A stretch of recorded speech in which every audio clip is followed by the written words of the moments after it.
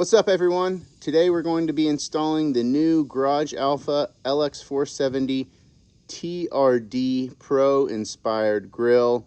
We're going to be taking this old one out. This is on a 1999 Lx470 and putting on this beautiful new style, bringing it up to 2022.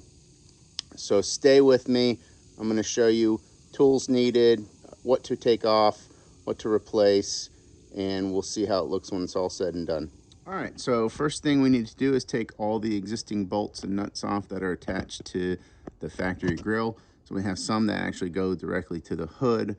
All of them are going to go directly to the hood, but obviously we need to get these that are directly from the grill to the hood, and then we have these that go from the hood to these mounting brackets that are also attached. So again, we're going to have multiple ones all throughout, so just follow along the hood and the grill and get those started. Those are all 10mm bolts and nuts, by the way.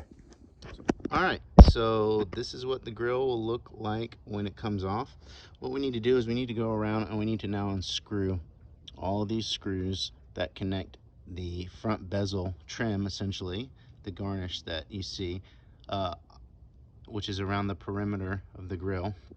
Take all these screws out, and we're going to keep the cage. So this is basically a cage that we're going to reuse that on the new grill, and so I'll show you guys what that looks like once we get all these screws taken out.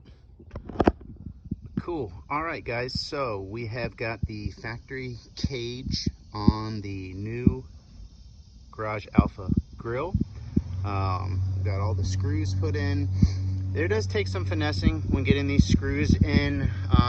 I would suggest kind of slowly working each screw in, not tightening them all the way, allowing you kind of bend the grill around the cage for that good solid fitment.